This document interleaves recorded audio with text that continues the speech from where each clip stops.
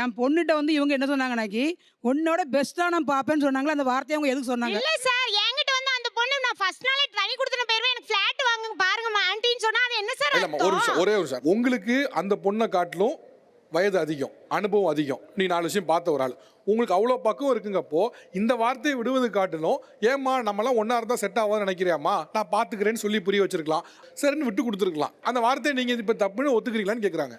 அது என்னால சொல்ல முடியல சார். எனக்கு எப்படி அந்த பொண்ணு என்னை அம்மா அம்மான்னு கூப்பிட்டு திடீர்னு எனக்கு உடனே தனி குடுத்தன வைங்கன்னு சொன்னா அது என்ன சார்? இப்படி சொல்ல முடியும், அப்படிதான் சொல்ல முடியும். நீங்க இப்படி சொல்ல முடியும், என்ன சொல்ல போறீங்க? இல்லம்மா, இல்ல ஒரு 2 விஷயம். முதல்ல தனி குடுத்தனம் போறதுங்கிறது பாவம் இல்ல, முதல் விஷயம், ரைட்டா? நீங்க ஏதோ பாவம் பண்ற மாதிரி தனி குடுத்தனம் கேட்டா அப்படின்னு, அது பாவம் கிடையாது. அது அவங்க நாளைக்கு உங்க பையனே தனி குடுத்தனம் போறேன்னு சொல்லிட்டு என்ன பண்ணுவீங்க? என் பையன் சொல்ல மாட்டான் சார். சொல்லிட்டா என்ன பண்ணுவீங்க?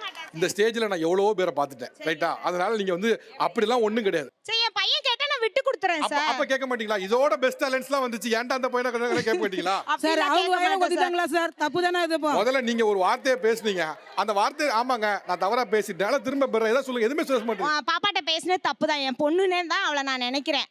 நான் தப்பு தான் இல்லைன்னு சொல்லல. ஆனா நீங்களும் சொல்லுங்க, நான் எவ்வளவு கஷ்டப்பட்டேன்னு தெரியும்ல உங்களுக்கு. இப்ப நீங்க சொல்லுங்க. எனக்கு நான் என்ன சொல்ல வரேன், இதை வந்து அவட்ட பேச வேண்டிய அவசியம் இல்லை. டைரக்டா ஏன்ட்ட பேச, பாப்பா நான் பேசிப்போம்ல. பேசலையே, உங்க பாப்பா தானே பேசிச்சு. ஏன்ட்ட சொல்லல நீங்க? அந்த பொண்ணு ஏதோ ஆசைல பேசினா அதுக்கு அந்த அம்மா பொறுப்பாமா? என்கிட்ட சொன்னா நான் கரெக்டா சொல்லிருப்பேன். பாப்பா நான் யோசிப்போம்ல. அப்போ நீங்க ஏன் என் கூட பேசாம இருக்கீங்க? எனக்கு மன வருத்தமா இருக்கும். நம்ம பிள்ளைகளை கட்டி கொடுக்க முன்னாடி பிரச்சனைக்கு, அப்ப நாளைக்கு கட்டி கொடுத்தா எவ்வளவு பிரச்சனைகள் வரப்போம். சரி சரி என்ன யோசிப்பு பண்ணப்போம்? சரி, நீங்க எனக்கு உண்மையிலே நீங்க ஃப்ரெண்டா வந்தீங்க, சம்பந்தி ஆகணும் தான் எனக்கும் ஆசை, தயவு செஞ்சு அதை கெடுத்துக்காதீங்க.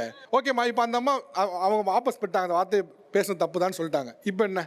நாங்க தான் விட்டு கொடுத்து போறோம், நீங்க எல்லாம் கை ஐயோ சார் பாத்தீங்களா, அவங்களுக்கு செஞ்ச தப்ப ஒத்துக்க மனசே கிடையாது சார். நாங்க விட்டு கொடுத்துட்டோம். மேல ஓட்டமா நீங்க சொல்றீங்க. நம்ம நீங்க ஃப்ரெண்ட்ஷிப்பை மட்டும் நீங்க நினைச்சு பாருங்க. நான் ஃப்ரெண்ட்ஷிப்பை மதிக்கிறனால தான் நான் இதோட நிப்பாட்டிட்டு இருக்கேன். இல்லைன்னா ஏதாவது பண்ணிருப்போம்ல. எனக்கு வேண்டாம், நான் வேற மாப்பிள்ள கூட பார்த்துருக்கலாம். எனக்கு எதுக்கு வேண்டானே ஃப்ரெண்ட்ஷிப்? பாப்பீங்களா?